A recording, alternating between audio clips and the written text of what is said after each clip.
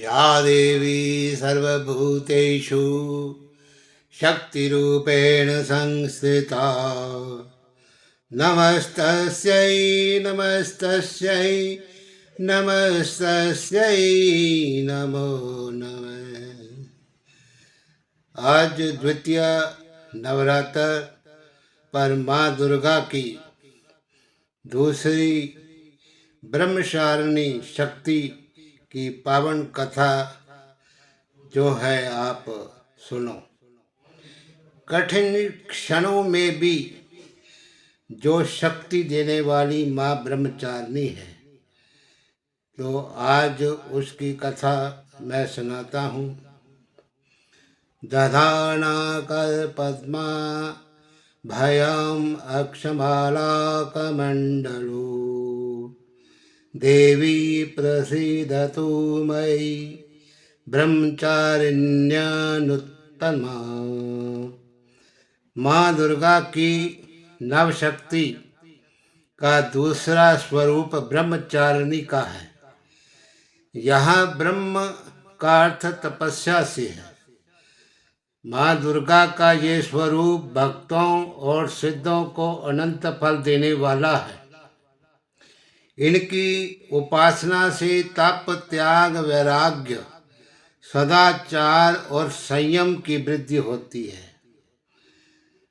और ब्रह्मचारिणी का अर्थ तप की चारिणी, यानी तप का आचरण करने वाली। देवी का ये रूप पूर्ण ज्योतिर्मय और अत्यंत भव्य है। इस देवी के दाएं हाथ में जप की माला है और बाएं हाथ में ये कमंडल धारण किए हैं। पूर्व जन्म में इस देवी ने हिमालय के घर पुत्री रूप में जन्म लिया था और नारद जी के उपदेश से भगवान शंकर को पति रूप में प्राप्त करने के लिए घोर तपस्या की थी। इस कठिन तपस्या के कारण इन्हें तपस्चारिणी अर्थात ब्रह्मचारिणी नाम से अभिहित किया गया। 1000 वर्ष तक इन्होंने केवल फल फूल खाकर बिताए और 100 वर्षों तक केवल जमीन पर रहकर शाक पर निर्वाह किया।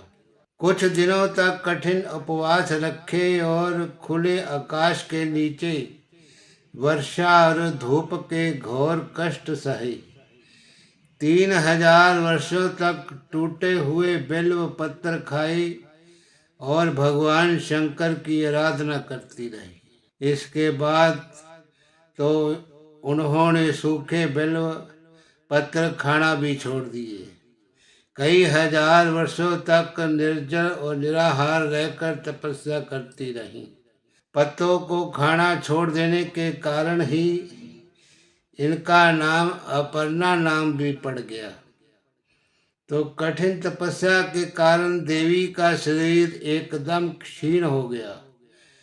देवता, ऋषि, सिद्धगण, मुनि सभी ने ब्रह्मचारिणी की तपस्या को अभूतपूर्व पुण्य कृत्य बताया, सराहना की और कहा कि हे देवी, आज तक किसी ने इस तरह की कठोर तपस्या नहीं की।